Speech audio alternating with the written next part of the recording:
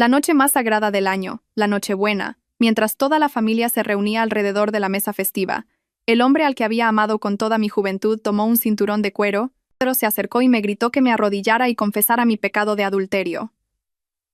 El silbido del cinturón en el aire helado fue como una cuchilla que cortaba toda la gracia y la justicia. No lloré ni supliqué. Simplemente, en silencio, saqué una memoria USB y la conecté al gran televisor del salón.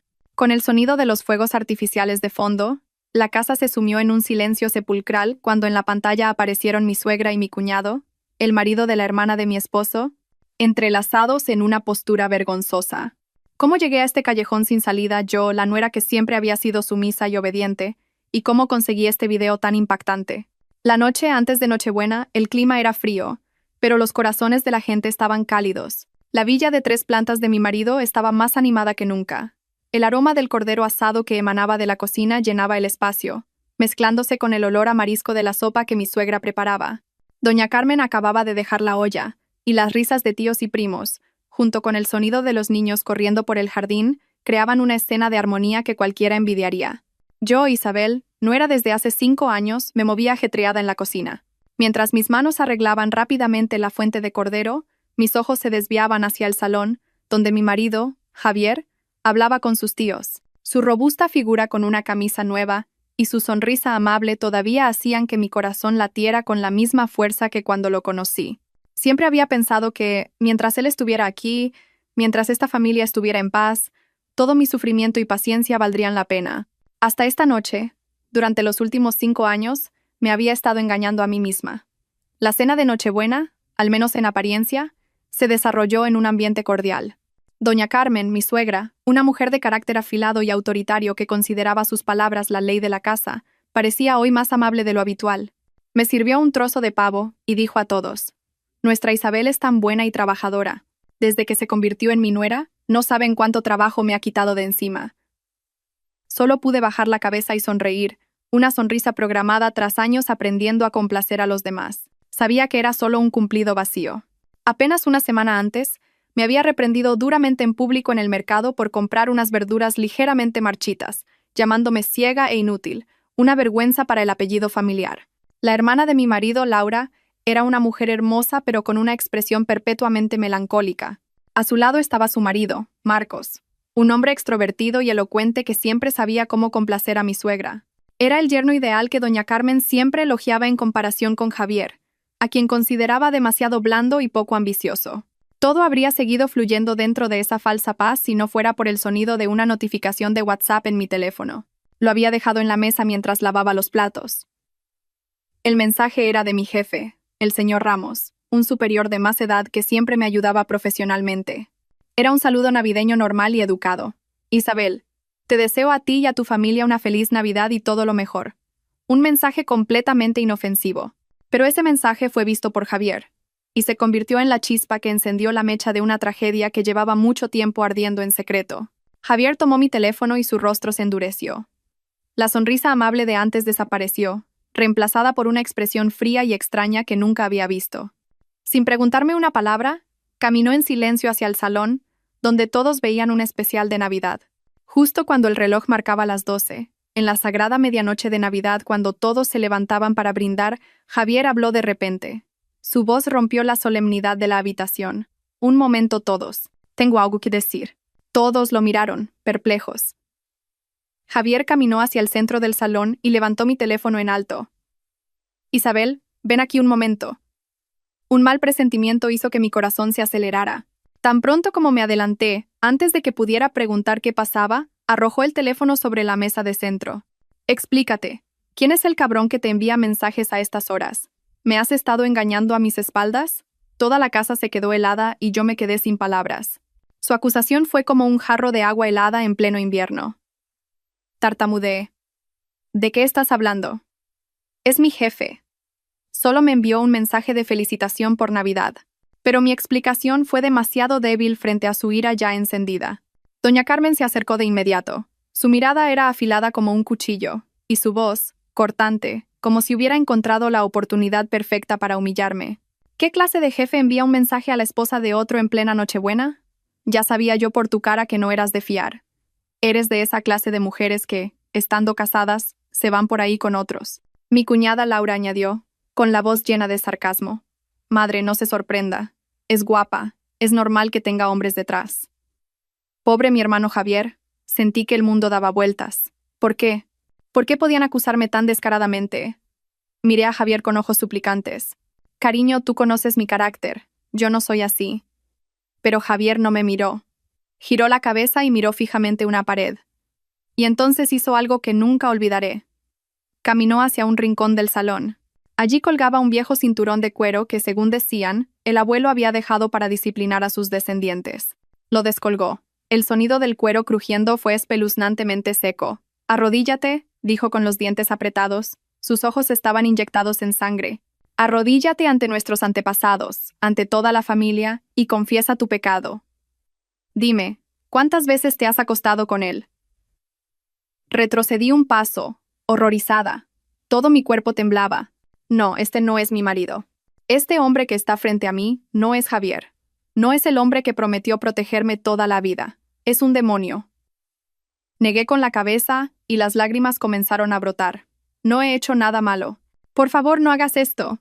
¿Todavía con excusas? Gritó Javier.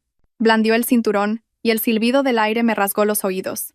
Nadie de la familia política intervino.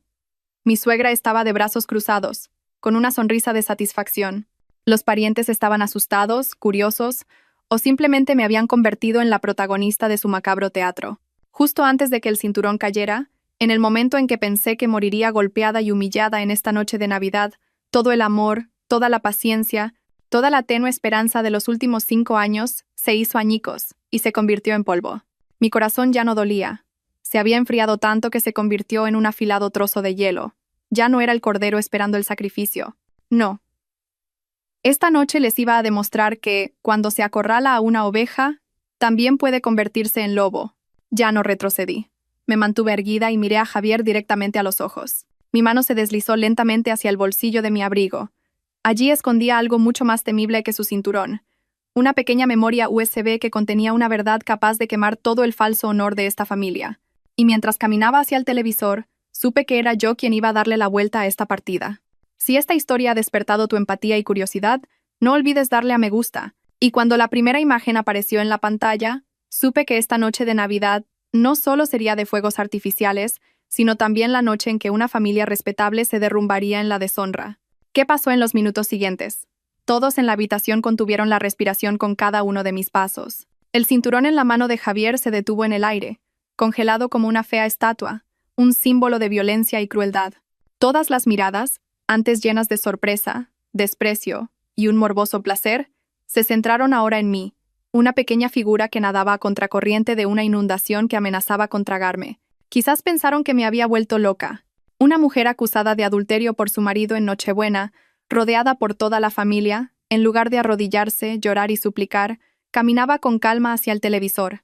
Doña Carmen torció ligeramente los labios. Una sonrisa de desdén se dibujó claramente en su rostro bien maquillado. ¿Qué nuevo truco vas a hacer ahora? ¿Para quién es este teatro? ¿O vas a poner un video de una canción triste para pedir compasión? Su voz burlona rompió el tenso silencio y resonó en la habitación. Mi cuñado Marcos, siempre fingiendo ser el yerno modélico, también soltó un suspiro hipócrita. Cuñada, si has hecho algo malo, simplemente admítelo. Lo más importante para una mujer es proteger el honor de la familia política. Si haces esto más grande, solo te perjudicarás a ti misma. Sus palabras, en apariencia un consejo sincero, eran en realidad otra cuchilla que echaba sal en mi herida, confirmando implícitamente que yo era la culpable y debía soportar esta humillación en silencio. No respondí. Mi mano no tembló en absoluto al insertar la memoria USB en el puerto lateral del gran televisor. Llevaba mucho tiempo preparándome para este momento. No con astucia, sino con lágrimas y humillación. El mando a distancia estaba sobre la mesa. Lo cogí y pasé suavemente los dedos por los botones. La luz de la pantalla iluminó mi rostro. Supongo que en ese momento mi aspecto era aterradoramente tranquilo. Había sido una actriz torpe durante demasiado tiempo en la obra de teatro llamada Familia Feliz. Había memorizado el papel de la nuera sensata, la esposa competente, la persona que sabía cuál era su lugar. Interpreté ese papel tan perfectamente que casi me olvidé de quién era yo, de que también tenía sentimientos, sentía dolor y tenía dignidad. Pero esta noche, ese papel había terminado. La directora de esta obra era yo, y todos ellos, uno por uno, tendrían que interpretar sus verdaderos papeles, sin máscaras. Giré la cabeza y recorrí la habitación con la mirada. Mis ojos se detuvieron en el hombre que una vez amé más que a mi propia vida, Javier. Él seguía allí, y el cinturón en su mano temblaba ligeramente. La ira inicial en su rostro ahora se mezclaba con un poco de desconcierto y confusión. Probablemente no entendía por qué podía estar tan tranquila, por qué no gritaba o suplicaba como él y su familia esperaban. Isabel, ¿qué estás haciendo? No empeores las cosas. ¿Empeorarlas? Sonreí débilmente. Una sonrisa sin calor, una sonrisa donde la desesperación se había solidificado como una piedra. ¿Crees que puede haber algo peor que esto, cariño? ¿Hay algo peor que ser humillada, acusada falsamente y casi golpeada por tu amado esposo frente a toda la familia en Nochebuena? Dime, ¿hay algo peor que esto? Mi voz no era alta, pero cada palabra atravesaba el silencio de la habitación como una aguja, atravesando su cobardía. Le miré fijamente a los ojos, tratando de encontrar algún rastro del antiguo Javier, del hombre que prometió protegerme. Pero todo lo que vi fue vacío y miedo. Javier bajó la cabeza. No pudo responder porque sabía que yo tenía razón. Al ver a su hijo acorralado, mi suegra gritó bruscamente. Su voz rasgó mis tímpanos como una cuchilla de afeitar. ¿Qué razón vas a tener tú? Has manchado el honor de esta familia con tu adulterio, así que es normal que te peguen. Javier, pégale de una vez, hijo. Arréglala a golpes, a esa descarada. Apremiaba, como si quisiera verme torturada de inmediato, como si mi dolor fuera su placer. Pero era demasiado tarde. Sus palabras ahora solo servían para hacer más dramática la obra que estaba a punto de proyectar. Sin decir más, me di la vuelta. Mi dedo presionó suavemente el botón de reproducción y la pantalla del televisor se iluminó. Pero lo que apareció no fue un videoclip triste ni una imagen para pedir compasión. Lo que se reveló, con la nítida calidad Full HD del caro televisor, fue un escenario familiar. El salón de esta misma casa. Se veía el sofá de cuero brillante y el gran cuadro de una escena de casa del que mi suegra siempre se enorgullecía. Y los dos protagonistas estaban representando una obra 1000 veces más repugnante que la falsa acusación que acababan de lanzarme. La mujer en el video llevaba el pelo recogido en un moño alto, y tenía una figura familiar. No era otra que mi suegra, doña Carmen, y el hombre que la abrazaba, acariciando sin cesar su espalda, era mi cuñado Marcos, el marido de la hermana de Javier. Esa escena, ese acto de afecto vergonzoso y clandestino, se proyectaba vívidamente, sin censura, frente a toda la familia. El sonido de la respiración de la gente pareció detenerse. El ruido de los fuegos artificiales de fuera de repente se sintió incómodo y lejano. El mundo entero pareció reducirse a un silencio sepulcral y a las imágenes crudas y feas que danzaban en la gran pantalla. El cinturón cayó de la mano de Javier al suelo. Un sonido seco y lastimero, un clac, que sonó como si el honor de toda una familia se estuviera haciendo añicos. Toda una familia respetable se vio obligada a presenciar una verdad increíble. Pero, ¿cómo conseguí yo este video aterrador? ¿Y cuál fue la reacción de cada miembro de la familia política cuando sus verdaderos rostros fueron desenmascarados en la noche de Navidad? Era como si todo el aire hubiera sido succionado de la habitación. El tiempo parecía haberse detenido en el instante en que aparecieron aquellas imágenes repulsivas, revelando una verdad cruda y enfermiza que nadie podría haber imaginado. Los murmullos cesaron, las risas de los niños se apagaron. Solo un silencio pesado y pegajoso envolvía a todos. La tez de cada rostro pasó del asombro y la confusión al más absoluto asco.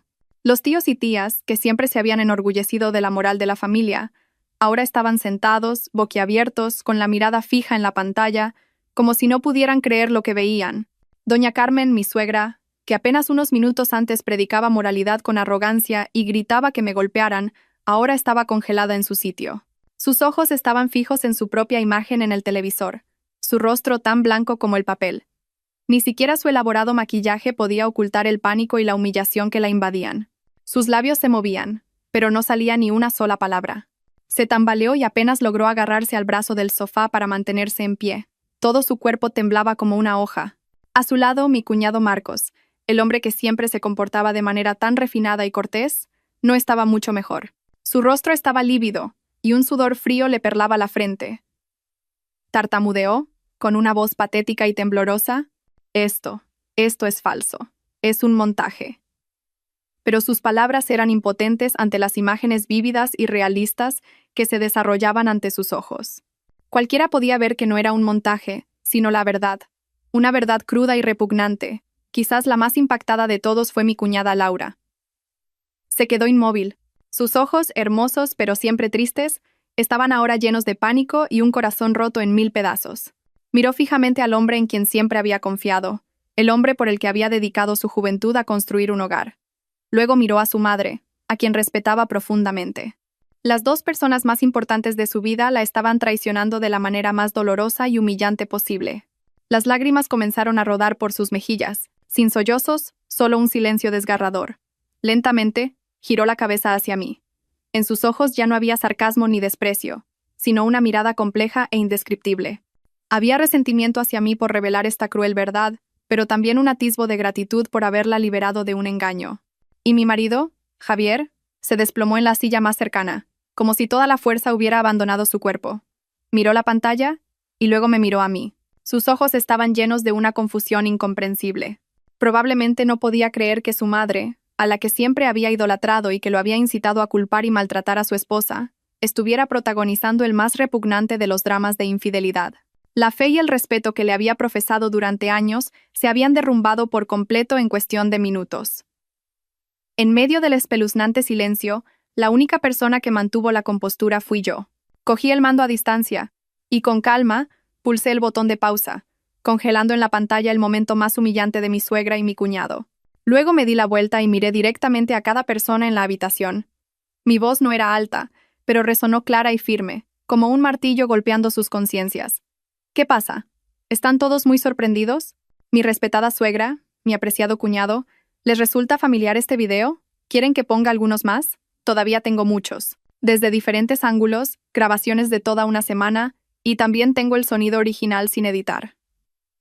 Mis palabras fueron como una segunda bomba que estalló en la habitación. Doña Carmen finalmente reaccionó. Soltó un grito demencial, una mezcla de rabia y miedo extremo. ¡Zorra loca! ¿Te atreves a poner cámaras ocultas en nuestra casa? ¡Maldita seas! Javier, ¿qué haces ahí parado? Destroza ese televisor y mata a esa puta. Se abalanzó sobre mí como una bestia herida, con las manos en alto para arañarme. Pero esta vez, Javier ya no la obedeció. Se quedó sentado, inmóvil, con la mirada perdida en el vacío. Mi cuñado Marcos se apresuró a intervenir, no para proteger a su suegra, sino para arrebatarme la memoria USB que estaba en el televisor. «Dame eso, dámelo», gritó, como si quisiera destruir la evidencia. Pero yo fui más rápida. Saqué la memoria USB y la apreté en la palma de mi mano. ¿Quieren recuperarla? No será fácil, cuñado. Y no lo olviden, he guardado copias del original en varios lugares. Si algo me pasara, o si simplemente me diera la gana, mañana toda la ciudad podría disfrutar de la maravillosa actuación de usted y su suegra. Mi amenaza tuvo un efecto inmediato. Mi cuñado Marcos se detuvo en seco, con el rostro pálido y sin sangre. Sabía que no estaba bromeando. Sabía que su carrera, su reputación, su familia, todo lo que había construido con tanto esfuerzo, estaba en mis manos. Apenas unos minutos antes, toda la familia estaba en la cima del juicio, y ahora había caído al abismo de la humillación. La obra había terminado, pero su tragedia no había hecho más que empezar. Pero, ¿cómo una nuera como yo pudo obtener un video tan trascendental? No fue una coincidencia. Fue el resultado de 5 años de dolor y sospechas que ardieron en secreto durante mi vida de casada. La pregunta más grande en la mente de todos en este momento. La pregunta que podía leer en sus ojos horrorizados era, ¿por qué? ¿Por qué yo? ¿Cómo podía la nuera aparentemente inofensiva, la que siempre inclinaba la cabeza en silencio, tener en sus manos un secreto tan terrible? Probablemente pensaban que era una persona astuta que había estado cavando una trampa y planeando su venganza durante mucho tiempo, esperando el día para atacar. Pero estaban equivocados. Yo no era la cazadora. Solo era la presa que, después de ser perseguida demasiado tiempo, aprendió a defenderse. No fue una verdad que yo busqué. Fue una verdad a la que ellos mismos me obligaron a enfrentarme. Todo comenzó hace aproximadamente un año, con pequeñas señales, piezas dispersas de un rompecabezas, que al principio eran tan inimaginables y contrarias a la moral, que ni siquiera yo podía conectar. Comencé a notar algo extraño en la relación entre mi suegra y mi cuñado Marcos. Al principio, pensé que era solo un afecto especial de mi suegra por un yerno competente, ingenioso y que siempre la complacía. Doña Carmen siempre elogiaba a Marcos. Su elocuencia, su forma de manejarse en la vida, incluso la forma en que elegía la fruta que regalaba. Cada vez que Marcos venía a casa, ella misma bajaba a la cocina para prepararle sus platos favoritos.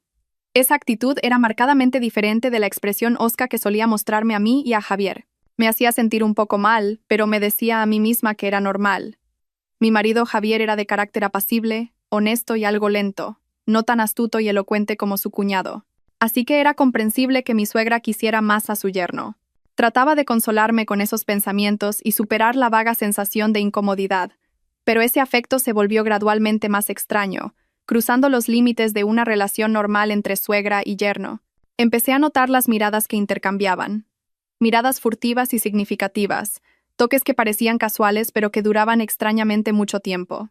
Una vez, mientras estaba en la cocina, miré casualmente al salón por el resquicio de la puerta. Mi suegra estaba sentada en el sofá, y mi cuñado Marcos estaba en el suelo, con la cabeza apoyada en su regazo. Ella le estaba acariciando el pelo. Era una escena muy íntima, muy alejada de una relación normal entre suegra y yerno. Sentí que algo andaba mal. Se me secó la garganta, pero una vez más me culpé a mí misma por ser demasiado sensible y pensar demasiado. Quizás en algunas familias se expresaba el afecto de una manera tan cercana. Luché por encontrar razones para defenderlos y tranquilizarme. Mis sospechas se confirmaron de verdad cuando mi cuñada Laura se fue de viaje de negocios a Barcelona por una semana. Durante esa semana, mi cuñado Marcos vino a cenar a nuestra casa casi todos los días. La excusa era que se sentía solo en casa y le gustaba comer con su suegra. Mi suegra no podía ocultar su alegría. Cocinaba banquetes y lo cuidaba con más esmero que a su propio hijo. Todas las noches hablaban en el salón hasta muy tarde. Sus carcajadas llegaban hasta mi dormitorio. Una noche, bajé a la cocina a por agua porque tenía sed. Era medianoche, y me quedé helada al ver que la puerta de la habitación de mi suegra estaba ligeramente entreabierta. Y dentro, vislumbré las sombras de 2 personas. En ese momento, sentí que mi corazón se detenía. Regresé corriendo a mi habitación, con la mente llena de horror y repugnancia. ¿Debería decírselo a Javier? Pero sabía que Javier nunca me creería. Pensaría que estaba inventando historias por celos para hacerle daño a su madre. Diría de nuevo que pensaba demasiado, que era demasiado sensible. El clímax de mis sospechas llegó el día del cumpleaños de mi suegra. Javier y yo le preparamos un costoso pañuelo de seda como regalo, pero cuando se lo dimos, lo aceptó con indiferencia. Nos dio las gracias de forma protocolaria y lo dejó a un lado. Cuando fue el turno de mi cuñado Marcos, él le regaló una pulsera de jade.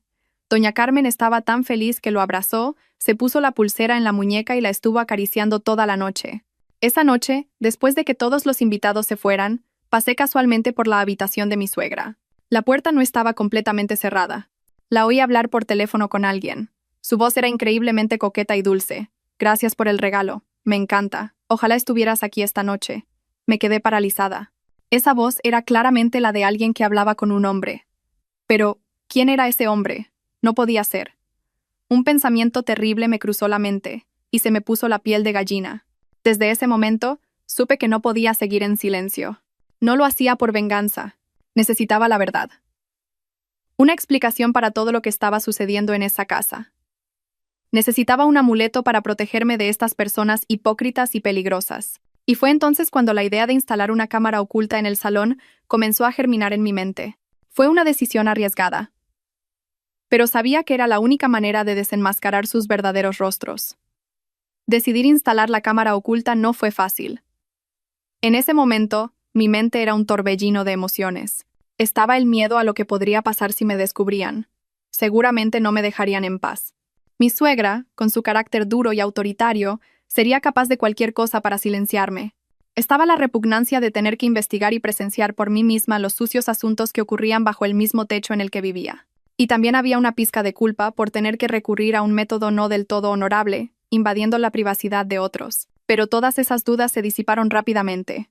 Recordé la mirada indiferente e insensible de mi marido Javier cada vez que intentaba desahogarme por las injusticias que sufría. Cada vez que mi suegra me insultaba sin motivo, él guardaba silencio o, peor aún, me aconsejaba que aguantara para mantener la paz en la casa. Recordé la imagen de mi suegra lanzándome insultos, tratándome como a una sirvienta sin sueldo, y la imagen de mi cuñado, con su sonrisa hipócrita y sus palabras astutas que siempre escondían un cálculo. Todo eso eliminó cualquier vacilación en mí. Sabía que si no me salvaba a mí misma, nadie lo haría. En esta partida, No tenía más aliados que yo misma. Pasé varias noches buscando en Internet, investigando meticulosamente los tipos de cámaras ocultas. Necesitaba elegir una que no fuera visible pero que tuviera buena calidad de imagen. Finalmente, elegí un tipo del tamaño de un botón que podía camuflarse como un gancho para la ropa. Tenía calidad Full HD, un micrófono de grabación nítido y, lo más importante, conexión Wi-Fi, lo que me permitía ver en tiempo real desde mi teléfono en cualquier lugar. Usé el poco dinero que había ahorrado de mis fondos de emergencia, un dinero que había guardado sin que Javier lo supiera para imprevistos. Se suponía que ese dinero era para mis padres, que vivían en el campo, pero ahora tenía que usarlo para protegerme. La instalación también fue un problema. Tenía que elegir un momento en que toda la familia estuviera fuera de casa. Afortunadamente, ese fin de semana, la familia política fue al pueblo para asistir al funeral de un pariente lejano. Para mí, fue la oportunidad de oro. El sábado, estuve todo el día sola en casa, con el corazón en un puño. Decidí instalarla en un rincón alto del salón, camuflada como un clavo para colgar un cuadro de un paisaje. Desde esa posición, podía ver todo el espacio del salón, especialmente la zona del sofá donde mi suegra y mi cuñado solían sentarse a hablar. Luché con ello toda la tarde, temblando, con el corazón latiendo con fuerza. Cada vez que oía un ruido extraño fuera, cada vez que pasaba una moto me sobresaltaba, temiendo que alguien regresara de repente. Finalmente, después de mucho esfuerzo, terminé la instalación. Encendí mi teléfono y lo conecté a la cámara. La imagen era muy clara y el sonido era decente. Solté un suspiro de alivio, pero una pesada sensación de ansiedad se instaló en un rincón de mi corazón. Había puesto un pie en un mundo que nunca quise conocer. Durante los primeros días, la cámara no captó nada inusual. Toda la vida en la casa transcurría como de costumbre. Mi suegra seguía siendo dura conmigo. Javier seguía siendo indiferente. Y mi cuñado pasaba de vez en cuando, todavía fingiendo ser el yerno ejemplar delante de todos. Por un momento, pensé que quizás realmente estaba siendo paranoica. Quizás todo era producto de mi imaginación. Quizás la escena que vi en la habitación de mi suegra esa noche fue solo una ilusión. Pero un miércoles por la tarde, mientras estaba en la oficina, mi teléfono vibró con una notificación. La cámara había detectado movimiento en el salón. Abrí rápidamente la aplicación para comprobar. Sentí que se me paraba el corazón. En la pantalla estaban mi suegra y mi cuñado Marcos sentados en el sofá. Al principio hablaban con normalidad, pero pronto mi cuñado Marcos comenzó a comportarse de manera íntima. Le rodeó la cintura a mi suegra y le susurró algo al oído. Mi suegra no se resistió en absoluto. Al contrario, apoyó la cabeza en su hombro con una sonrisa de satisfacción. Sentí náuseas y no pude seguir mirando. Apagué el teléfono, corrí al baño y vomité violentamente. La verdad era mucho más repugnante de lo que había imaginado. Pero eso no fue todo. En los días siguientes, la cámara grabó innumerables escenas aún más terribles. Se abrazaban y se besaban en el mismo sofá donde toda la familia solía sentarse a ver la televisión. Se decían palabras y se hacían gestos cariñosos que solo los amantes harían. Y el clímax fue una tarde en que ni Javier ni Laura estaban en casa. Tuvieron relaciones sexuales sin reparos en el salón. Tuve que presenciar todo aquello a través de la pantalla de mi teléfono, sola, en silencio y con un terror absoluto. Guardé todos esos videos, hice varias copias y las almacené en un lugar seguro. Sabía que esta era mi arma, mi única salida de este infierno, pero aún no actué. Esperé. Esperé la oportunidad, el momento en que la última gota colmara el vaso. No quería ser yo quien iniciara la guerra. Quería que ellos mismos, encendieran el fuego de su propio colapso. Y en esa noche de Navidad, cuando Javier levantó el cinturón y mi suegra me acusó a gritos, supe que mi momento había llegado. Ahora que la verdad había sido revelada, el salón ya no era un lugar de reunión cálido y armonioso. Se había convertido en un tribunal donde cada uno debía enfrentarse al juicio de su conciencia, y yo, de acusada, me había convertido, sin quererlo, en la jueza. La pantalla del televisor seguía congelada en el momento más humillante.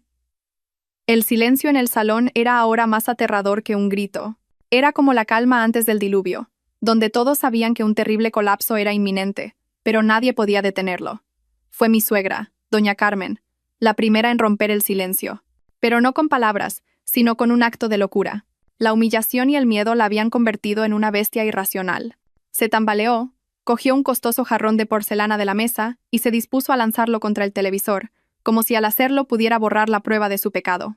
Yo lo voy a destrozar. Te voy a matar, zorra. Pero antes de que pudiera actuar, una mano agarró firmemente su muñeca. Era mi cuñada Laura. Era la primera vez en los 5 años que llevaba casada que la veía actuar con tanta determinación. La mujer sumisa, que vivía bajo el caparazón de la esposa y madre perfecta, ya no existía. Basta, madre. ¿Hasta cuándo va a ser el ridículo delante de todo el mundo? Su voz temblaba, pero estaba llena de rabia. Las lágrimas seguían corriendo por sus mejillas, pero en sus ojos no solo había dolor, sino también odio. Se volvió hacia el hombre que estaba a su lado, rígido como una estatua, su marido, a quien había amado y en quien había confiado ciegamente. Tú, Jimmy, ¿cómo ha pasado esto? Tú y mi madre. Vosotros dos. El dolor le ahogaba la garganta y no pudo terminar la frase. Era una pregunta que probablemente nunca en su vida hubiera querido pronunciar. Mi cuñado Marcos pareció despertar de un sueño. Se arrodilló apresuradamente ante Laura, agarrándole las piernas y comenzando a llorar patéticamente. Otro acto de su teatro había comenzado. Laura, lo siento mucho. Yo fui forzado por tu madre. Todo es culpa suya. Ella me sedujo.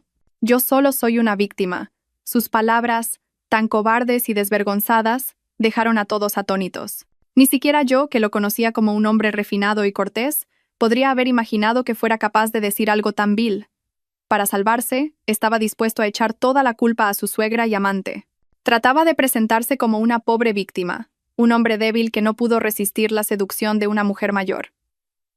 Al oír esto, doña Carmen comenzó a reír como una loca. Su risa, demencial y lastimera, resonó en la habitación. ¿Una víctima? ¿Tú, una víctima? Maldito seas. Fuiste tú, una y otra vez, quien vino a buscarme, seduciéndome con tus dulces palabras. Fuiste tú quien dijo que tu esposa era siempre deprimente y aburrida, que solo te sentías como un hombre de verdad cuando estabas conmigo.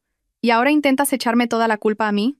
Gritó, señalando directamente a la cara de mi cuñado Marcos. La pelea entre los dos pecadores convirtió el salón en un mercado.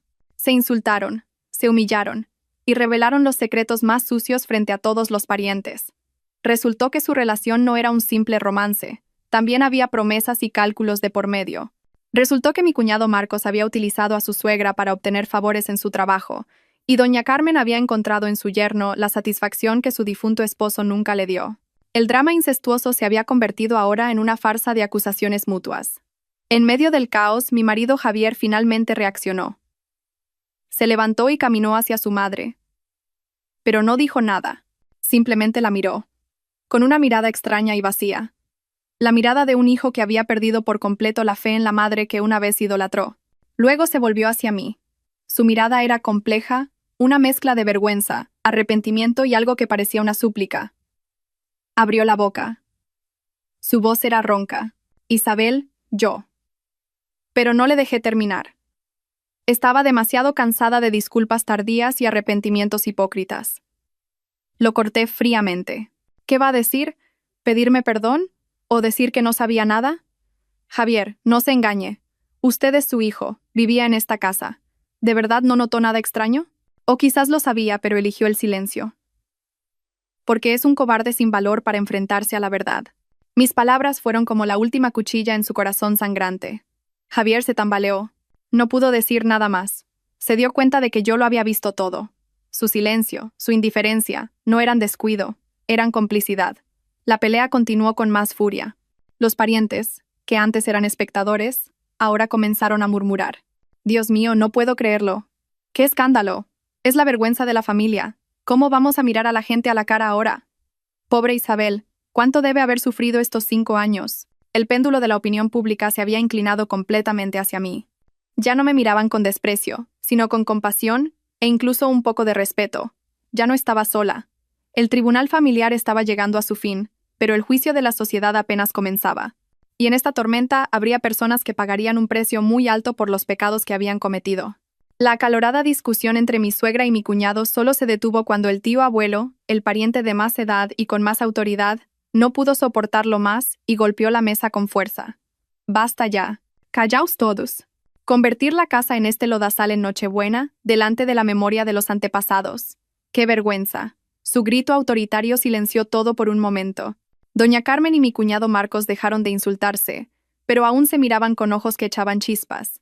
El odio por el que los había traicionado era ahora mayor que la humillación.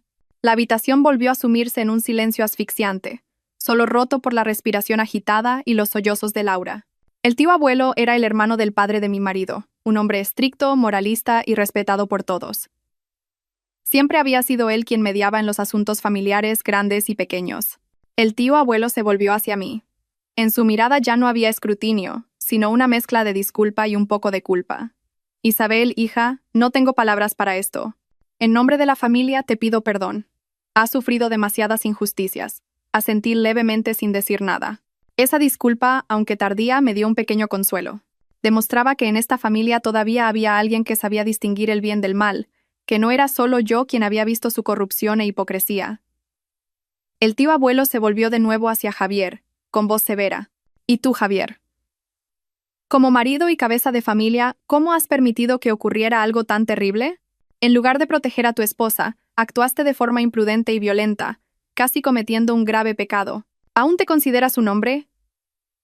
¿Crees que tu difunto padre podría descansar en paz si supiera esto? Cada una de sus palabras fue un látigo invisible que azotó la conciencia de Javier.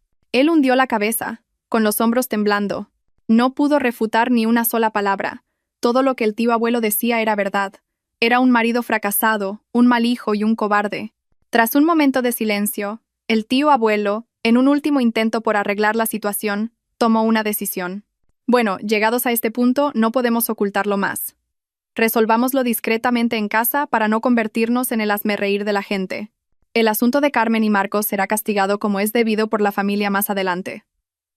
Y en cuanto a vuestro matrimonio, Javier, debes disculparte formalmente con Isabel y tratarla bien de ahora en adelante. No debes permitir que vuelva a sufrir ninguna injusticia. Las palabras del tío abuelo fueron como una sentencia final, un esfuerzo por salvar el honor que le quedaba a la familia. Todos pensaron que era una solución razonable.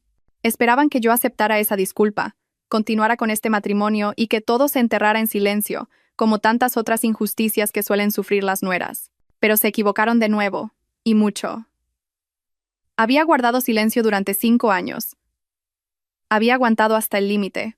Si me había levantado esta noche, no era para recibir una disculpa ni para continuar con un matrimonio ya podrido. Era para recuperar mi propia libertad y dignidad. Respiré hondo y miré directamente al tío abuelo. Mi voz era tranquila pero firme. Tío, le agradezco sus amables palabras.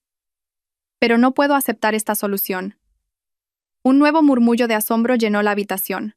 Nadie podía creer que me atreviera a contradecir la decisión de un mayor. Esto ya no es un problema familiar. Ha superado los límites del matrimonio. Ha superado los límites de la moralidad humana. No puedo seguir viviendo en un ambiente de mentiras, engaños y perversión. Yo quiero el divorcio. La palabra divorcio salió de mi boca, dicha a la ligera, pero con el poder destructivo de una bomba. Javier levantó la cabeza de golpe, con los ojos llenos de incredulidad. Isabel, ¿qué estás diciendo? No, por favor. He sido un idiota. Lo arreglaré. ¿No puedes darme otra oportunidad? Corrió hacia mí, intentando cogerme la mano, pero retrocedí un paso. ¿Oportunidad? ¿Cuántas oportunidades te he dado en estos 5 años? ¿Alguna vez te pusiste realmente de mi lado? ¿O siempre te escondiste detrás de tu madre, viendo cómo me maltrataban, cómo me humillaban, sin defenderme nunca? Javier, mi amor por ti ya está muerto.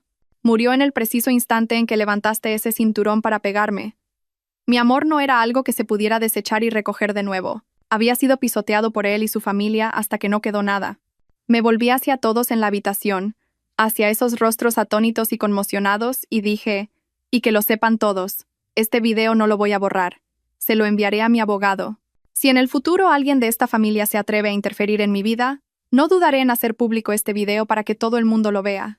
Mi declaración, firme e inquebrantable, puso fin oficial a todo. Ya no era un peón en sus manos. Era yo quien controlaba el tablero.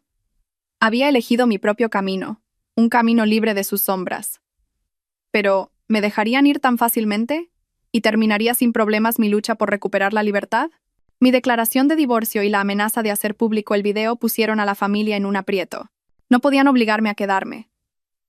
Sabían que ya no era la oveja mansa de antes.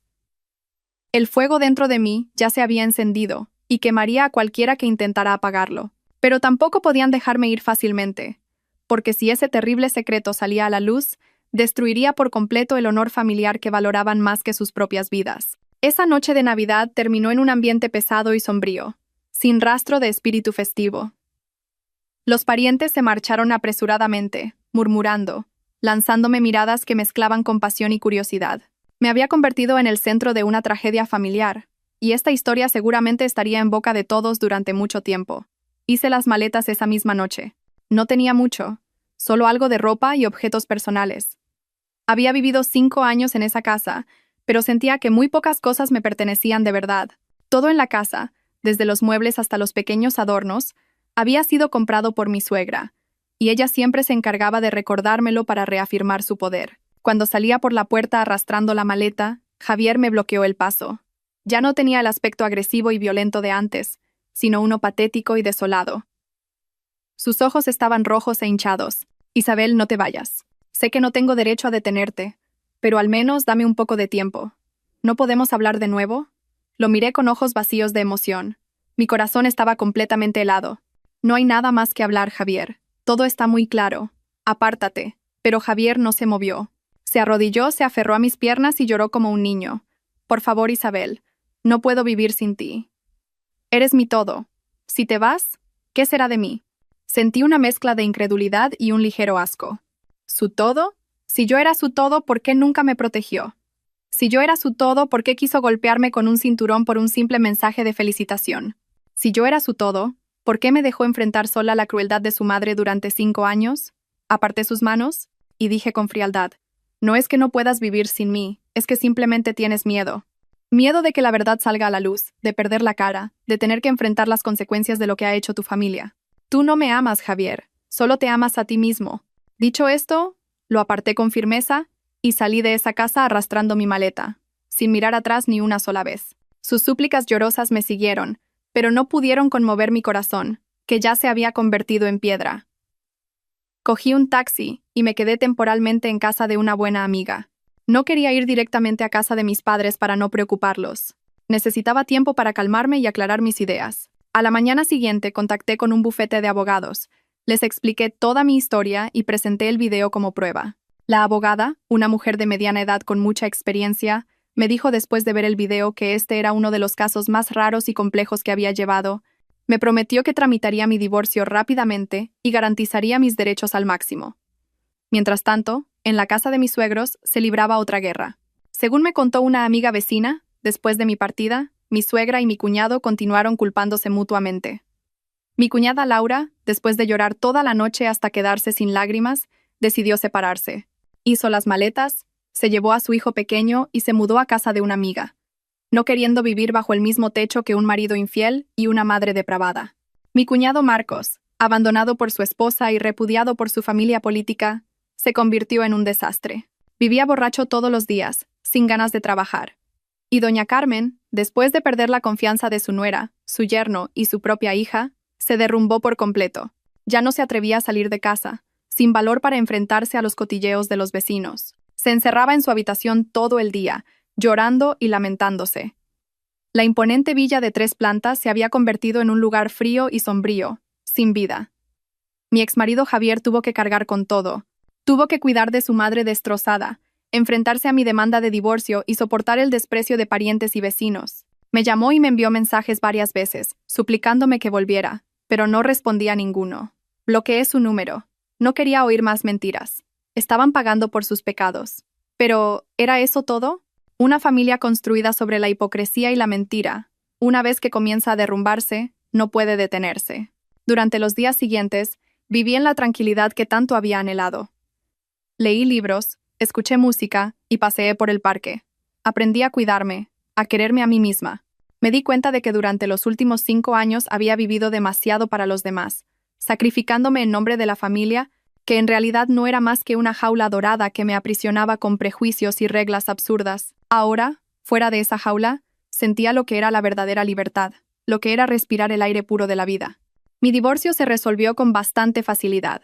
Con pruebas irrefutables, especialmente el video, mi antigua familia política no se atrevió a crear problemas.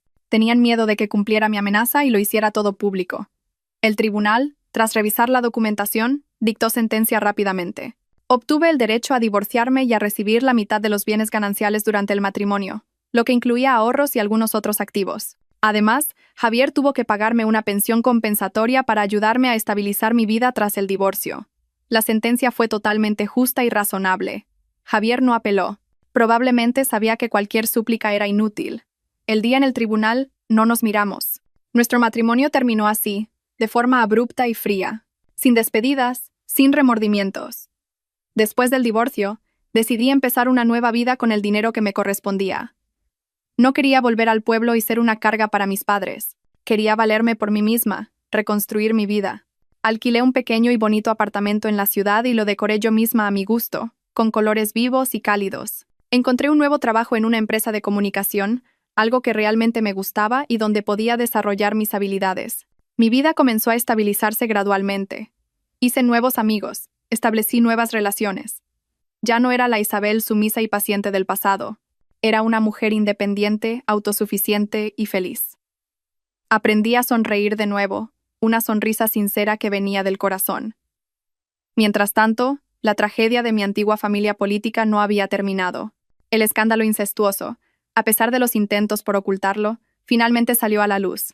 Es imposible ocultar un punzón en un saco. Los parientes que estuvieron presentes esa noche de Navidad, a pesar de que se les pidió discreción, no pudieron guardar en secreto una historia tan impactante. Se lo contaron a uno, y ese a otro. En poco tiempo, todo el vecindario, y luego toda la ciudad, se enteró. El honor de la familia, que tanto valoraban, quedó completamente destrozado. Mi excuñado Marcos, después de un tiempo de vivir borracho y disoluto, fue despedido de su empresa. Ninguna compañía quería contratar a alguien con semejante escándalo. Habiendo perdido su trabajo, su familia y su honor, no pudo soportar el golpe. Se refugió en el alcohol hasta que, una noche, conduciendo ebrio, tuvo un accidente y atropelló a un peatón. Ese accidente lo llevó a la cárcel, y así terminó la vida de un hombre que una vez fue considerado exitoso y ejemplar. Mi excuñada Laura tuvo una vida bastante difícil después de la separación. Tuvo que criar a su hijo sola, luchando contra los prejuicios del mundo, pero quizás para ella fue una liberación. Ya no tenía que vivir bajo la opresión hipócrita de su familia. Encontró un trabajo en una tienda online que, aunque era duro, le alcanzaba para vivir. A veces me enviaba mensajes para saber cómo estaba. En esos mensajes ya no había el sarcasmo ni el desprecio de antes, sino empatía y un poco de gratitud. Dijo que la había ayudado a darse cuenta de la verdadera cara de las personas en las que confiaba. Y doña Carmen, después de tantos traumas, cayó en una depresión severa. Perdió su agudeza mental de antes. Siempre murmuraba para sí misma y decía cosas sin sentido. Javier tuvo que ingresarla en un hospital psiquiátrico para que recibiera tratamiento. La imponente villa de 3 plantas se convirtió en un lugar desolado y frío. Javier vivía allí solo, en soledad. Tuvo que vender parte de la casa para pagar el tratamiento de su madre y la indemnización a la víctima del accidente de su excuñado. Su vida se convirtió en una sucesión de días sombríos sin salida. Cada uno recibió el final que merecía por sus actos. Pero la historia aún no había terminado. Todavía quedaba una persona, la que me causó el mayor dolor, que aún no había recibido su juicio final. Me refiero a mi exmarido, Javier. Aunque tuvo que cargar con la soledad, el remordimiento y el peso de una familia destrozada, sentí que no era un castigo suficiente por lo que me había hecho.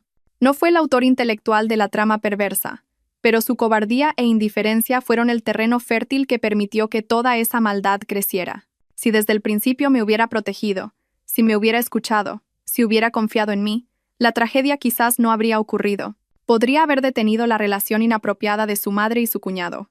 Podría haberme dado un verdadero hogar. Pero no lo hizo. Eligió el silencio, la indiferencia, y sacrificarme por su falsa paz. Ya no lo odiaba. Cuando el amor muere, el odio pierde su sentido. Rumiar el odio solo agotaría mi alma, pero quería que entendiera de verdad el dolor por el que había pasado. Quería que probara lo que se siente cuando todo el mundo te da la espalda, cuando la persona que más quieres te traiciona. Quería que se enfrentara a su propia naturaleza cobarde y sintiera el remordimiento por un error imperdonable. Y sabía que había una manera de hacerlo. No con violencia ni con una venganza ruidosa, sino con un golpe psicológico profundo y doloroso. Todavía tenía una copia de ese terrible video. Había pensado que nunca más la usaría, que sería un secreto enterrado para siempre. Pero ahora tenía otra idea. No lo haría público para todo el mundo. Eso me convertiría en alguien como ellos, alguien que satisface la curiosidad del público revelando las historias sucias de otros. Se lo enviaría a una sola persona. Una persona que sabía que podría asestarle un golpe mortal a Javier. Un golpe más doloroso que perder la cara, el dinero o ser despreciado por el mundo. Esa persona era el padre de Javier, el señor García, que había fallecido 10 años atrás. Suena a locura. ¿Cómo se le puede enviar algo a un muerto? Pero yo sabía que había una manera de hacerle llegar ese video, una manera de hacer que su voz, sus enseñanzas, resonaran de nuevo en la mente de Javier. Mi suegro, en vida, fue un hombre muy estricto y patriarcal. Era un maestro jubilado y siempre consideró el honor de la familia y la moral humana como lo más importante. Le enseñó mucho a Javier sobre los deberes de un marido, sobre la responsabilidad de un hombre. Y yo sabía que tenía un amigo íntimo, un amigo con el que compartía todos sus secretos. Era el señor Pérez, un vecino de mi antigua familia política, también maestro, que se había mudado a otro lugar después de la muerte de mi suegro. Eran almas gemelas que tomaban té juntos, jugaban al ajedrez y discutían sobre los asuntos del mundo. Me costó bastante tiempo contactar con el señor Pérez. Finalmente, a través de un antiguo conocido, conseguí su número de teléfono. Lo llamé y me presenté como la exnuera del señor García. Le conté toda la historia, sin ocultar ningún detalle. Al principio el señor Pérez no me creyó. No podía creer que algo tan terrible pudiera haber sucedido en la familia de su amigo, a quien respetaba profundamente. Todavía recordaba vívidamente la imagen de doña Carmen como una esposa y nuera sensata, y de Javier como un hijo bueno y dócil. Pero cuando le envié el video para que lo viera, se quedó sin palabras. Sus ojos se enrojecieron y sus manos temblaron. Dijo: «Si mi amigo estuviera vivo, seguramente no habría soportado este golpe. Seguramente habría roto relaciones tanto con su esposa como con su hijo. Lo habría considerado la mayor deshonra de su vida». Le pedí un favor al señor Pérez. Le pedí que le enviara este video a Javier. Pero no por correo electrónico o mensaje de texto. Quería que se lo mostrara en persona el día del aniversario de la muerte de mi suegro. Quería que Javier, en el día en que honraba la memoria de su padre fallecido, se enfrentara a la verdad más humillante de su familia. Quería que sintiera remordimiento ante el altar de su padre por lo que había hecho y por lo que había permitido que sucediera. Quería que las enseñanzas de su padre, a quien siempre había respetado, se convirtieran en la sentencia que lo juzgara. Fue una venganza cruel, pero no me arrepentí, porque sabía que era la única manera de despertar a un hombre que había estado dormido durante demasiado tiempo en la cobardía y la indiferencia. El aniversario de la muerte de mi ex-suegro fue un día de finales de otoño, frío y con una llovizna persistente. El ambiente sombrío y triste parecía empatizar con la tragedia de esa familia. No fui, ni envié saludos. Mi relación con esa familia había terminado por completo, pero una pequeña onda todavía se agitaba en mi corazón. Me preguntaba si mi plan saldría como esperaba, si este último golpe realmente llegaría a lo más profundo del alma de Javier. Esa noche, mientras estaba sentada sola en mi acogedor apartamento, bebiendo una taza de té caliente, sonó el teléfono. Era un número desconocido. Dudé un momento, pero contesté. Al otro lado de la línea, oí la voz tranquila y triste del señor Pérez, mezclada con cansancio. «Señorita, he hecho lo que me pidió». Me contó lo que había sucedido ese día. Javier había preparado un modesto altar en la casa vacía y fría. Solo asistieron unos pocos parientes cercanos que aún sentían algo de afecto por la familia. Doña Carmen todavía estaba en el hospital y no pudo asistir, y Laura tampoco fue. El ambiente de la conmemoración fue muy sombrío y pesado, completamente diferente a los años anteriores, cuando la familia todavía era considerada respetable. Después de que todos hubieran presentado sus respetos, el señor Pérez llamó a Javier a un lado en el jardín. No dijo muchas palabras, simplemente le entregó una tableta y reprodujo el video. Le dijo que quería que viera algo que Javier, y probablemente también su padre, querrían ver. Al principio, Javier estaba desconcertado, sin entender qué pasaba. Probablemente pensó que eran fotos antiguas de su padre. Pero cuando apareció la primera imagen, su rostro cambió de color. Se quedó helado de horror, con la mirada fija en la pantalla. Vio el video repetidamente, como si no pudiera creer lo que veían sus ojos. Todo su cuerpo temblaba, no de ira, sino de dolor y humillación. Luego miró al señor Pérez. Sus ojos estaban llenos de desesperación. «¿Cómo tiene usted esto?». El señor Pérez respondió con calma, su voz cargada con el peso de la edad. «Me lo envió Isabel. Dijo que quería que, ante el espíritu de tu padre, vieras por ti mismo en qué se ha convertido esta familia. Quería que te preguntaras cómo se habría sentido tu padre si estuviera vivo». Las palabras del señor Pérez fueron como la última daga que atravesó el corazón destrozado de Javier. La imagen de su padre, estricto pero que lo amaba profundamente. Las enseñanzas de su padre sobre la moral humana, sobre el honor de la familia, todo resurgió en su mente. No pudo soportarlo más. Rompió a llorar como un niño.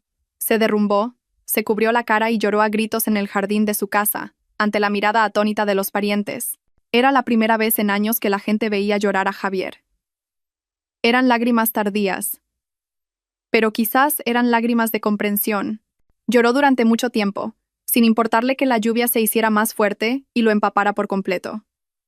El señor Pérez dijo que desde ese día, Javier cambió por completo. Ya no intentó aferrarse a mí. Aceptó la verdad. Aceptó el castigo. Me envió un mensaje de texto con solo 2 palabras. Lo siento. No respondí, pero sabía que esta vez la disculpa era sincera. Vendió la villa de 3 plantas. Parte del dinero fue para su madre en el hospital, y otra parte se la envió a Laura para ayudarla a criar a su hijo. Con el resto del dinero, alquiló un pequeño estudio, y vivió una vida tranquila y solitaria. Encontró un trabajo nocturno y trabajó duro para ganar dinero, para expiar sus errores. Ya no era Javier, el hijo de la respetable familia García. Era solo un hombre común que intentaba vivir con conciencia para no avergonzar a su difunto padre. Al escuchar la historia del señor Pérez, no sentí ni regocijo ni alegría. Solo sentí una extraña paz. Por fin, todo había terminado. Cada uno había encontrado su propio camino, por muy duro y doloroso que fuera.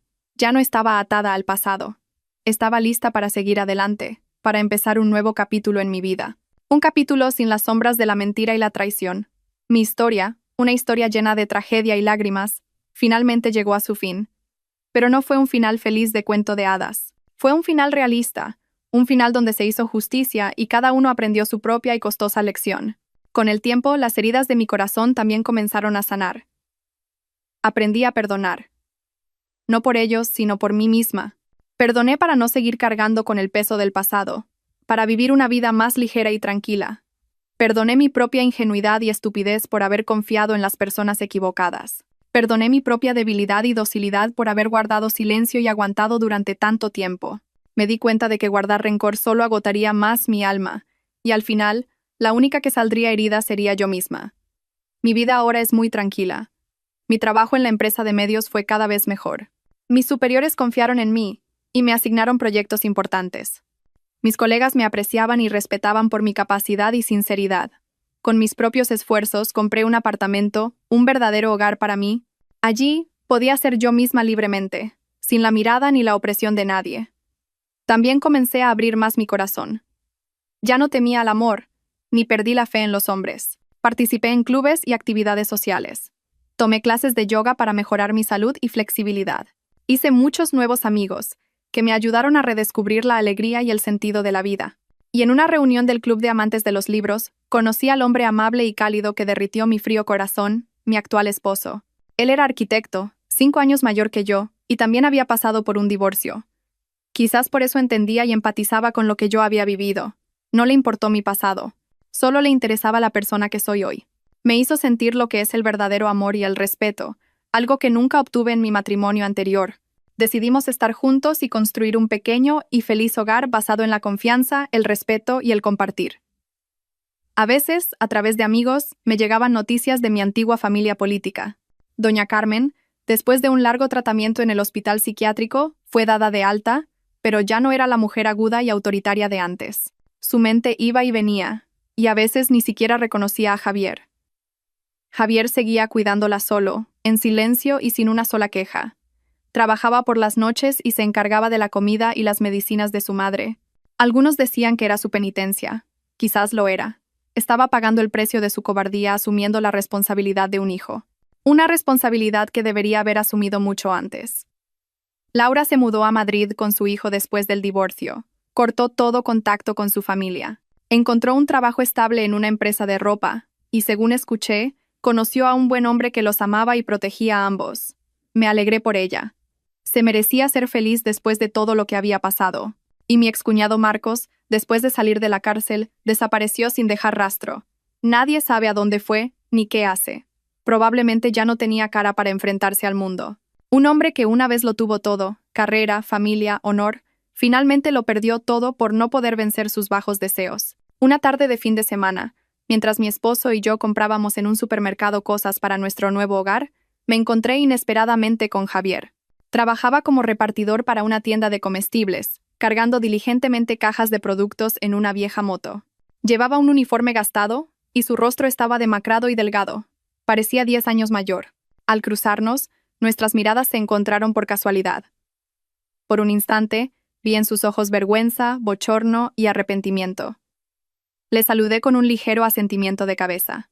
Un saludo ligero, sin odio ni rencor. Y luego, me alejé, sonriendo y del brazo de mi esposo. El pasado había quedado atrás. Ahora ante mí, había un futuro brillante, una felicidad por la que había tenido que luchar mucho para conseguir, y sabía que la valoraría y la protegería con todas mis fuerzas. El encuentro casual en el supermercado fue como mi último adiós al pasado. No despertó en mí ninguna emoción negativa como la ira o el desprecio. Al contrario, sentí una sensación de ligereza. Vi el cambio en Javier y el precio que estaba pagando. Ya no era el hombre violento y patriarcal del pasado, sino una persona común que luchaba con la vida, cargando sobre sus hombros el peso de sus errores. Y vi la paz en mi propia alma. Ya no era su víctima, era una vencedora, no porque me hubiera vengado de ellos, sino porque lo había superado todo, y había encontrado mi propia felicidad. No permití que ese oscuro pasado arruinara mi futuro. Mi boda con mi actual esposo fue sencilla pero cálida, con solo la familia y los amigos más cercanos. Mis padres, después de conocer toda mi historia, ya no se opusieron a mi segundo matrimonio. Al principio, estaban un poco preocupados de que me volvieran a hacer daño, pero después de conocer a mi esposo, de ver la sinceridad, la madurez y el amor que me demostraba, se quedaron completamente tranquilos. Solo querían que fuera feliz, y yo lo era, de verdad. Mi esposo es una persona maravillosa. Me ama, me cuida, siempre me escucha y me entiende. Nunca juzgó mi pasado. Al contrario, valoraba lo que había vivido. Decía que esas experiencias me habían convertido en la persona fuerte y resiliente que soy hoy. Me ayudó a borrar los traumas del pasado y a volver a creer en el amor y en el matrimonio. Tuvimos una hija preciosa y adorable, a la que llamamos Ana. Es la alegría de toda la familia, la fuente de nuestra vida. Cada vez que la veo sonreír, siento que este mundo es realmente hermoso. Tenía todo lo que una mujer podría desear. Un buen marido, una hija buena, un trabajo estable y una vida tranquila. Aprendí a valorar las cosas sencillas, los pequeños momentos de felicidad en la vida. Una cálida cena familiar, un paseo por el parque por la tarde con mi esposo y mi hija, el abrazo de mi hija antes de dormir. Todas estas cosas son regalos preciosos que la vida me ha dado. A veces, en las noches profundas, cuando miro hacia atrás, todavía siento un escalofrío. Tuve que pasar por mucho dolor y muchas lágrimas. Hubo momentos en los que me desesperé, en los que pensé que nunca saldría de ese infierno, pero no me arrepiento, porque fueron precisamente esas pruebas las que me hicieron más madura y fuerte. Me enseñaron lecciones valiosas sobre la vida. No permitas que nadie pisotee tu dignidad y tu autoestima. Levántate siempre para protegerte y lucha por la felicidad que mereces. También me enseñó que el silencio no siempre es oro. A veces, el silencio es precisamente la complicidad con el mal. Mi historia puede ser una historia triste, pero también es una historia de esperanza. Demuestra que después de la tormenta, siempre llega la calma. No importa las dificultades y pruebas que enfrentes, nunca pierdas la esperanza. Cree que al final del camino, la felicidad te está esperando. Si solo tienes el valor de atravesar la oscuridad, encontrarás la luz de tu vida. Y recuerda que nunca estás solo. Todavía hay muchas personas a tu alrededor que te quieren y están dispuestas a ayudarte. Y si tú también has sufrido dolor e injusticia como yo, no dudes en compartir tu historia. Quizás tu historia pueda ser una fuente de motivación e inspiración para muchas otras personas que la necesitan. La vida transcurrió así, en paz. Mi hija Ana crecía cada día más inteligente y adorable. Se parecía mucho a su padre, desde su apariencia hasta su carácter amable y compasivo. El amor de mi esposo y yo también se profundizaba y fortalecía con los días. Juntos cuidábamos de nuestra hija. Juntos construíamos nuestro pequeño hogar. Casi había olvidado la existencia de las personas de mi pasado. Se habían convertido en sombras borrosas que ya no tenían ningún impacto en mi vida. Pero la vida a veces juega bromas realmente crueles, haciendo que personas que parecían no tener más relación se vuelvan a encontrar. Un día, mientras llevaba a mi hija al pediatra, me reencontré con Laura. Estaba sentada en la sala de espera, con el rostro lleno de preocupación y cansancio. A su lado había un niño de unos 7 u 8 años, probablemente su hijo. El niño parecía cansado y pálido, y apoyaba la cabeza en el hombro de su madre. Iba a pasar de largo, no quería remover el pasado. Aunque ya no la odiaba, tampoco quería más enredos. Pero entonces, Laura me vio. Un destello de sorpresa cruzó sus ojos, y luego se levantó apresuradamente y caminó hacia mí. «Isabel, ¿eres tú?» Su voz era un poco vacilante, insegura. Probablemente había cambiado mucho desde la imagen de la cuñada delgada y sumisa de antes. Asentí levemente. Hola, Laura. Me miró a mí y luego a mi hija en mis brazos. En su mirada había un poco de envidia, pero más que eso, había admiración. Pareces muy feliz. Sonreí de forma ligera y serena. Gracias, Laura. ¿Tu hijo está enfermo?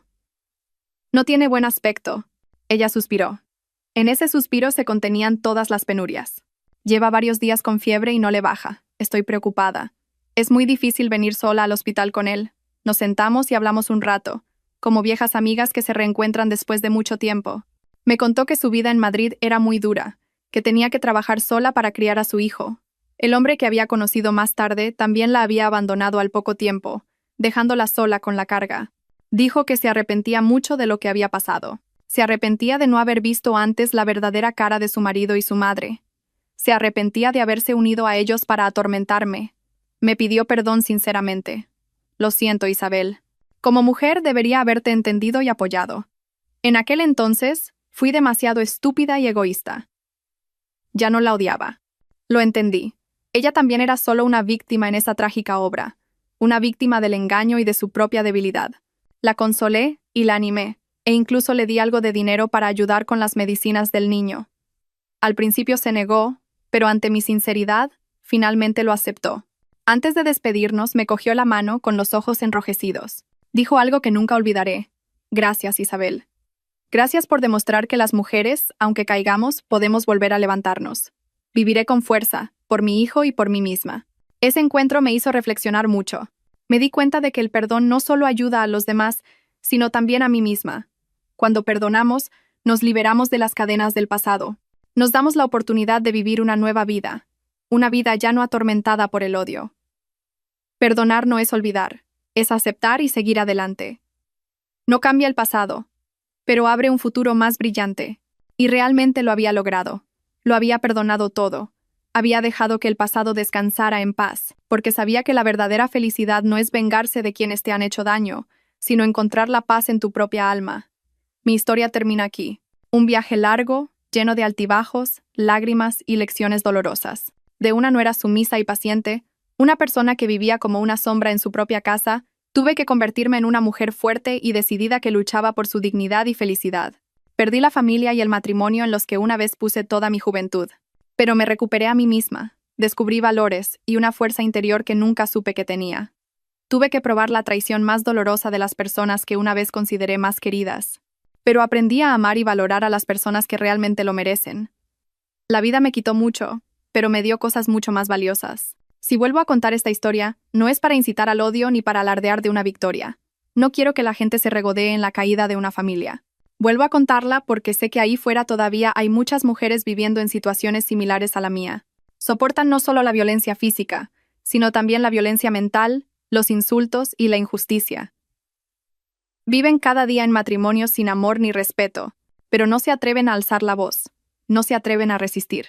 Porque tienen miedo, se sienten solas, están atadas por los prejuicios sociales y la idea de por los niños, por la familia.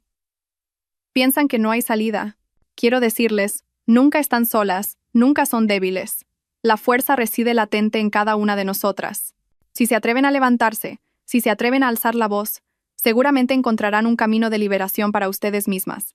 No le den a nadie el derecho de pisotear su dignidad. No se sacrifiquen por cosas que no valen la pena.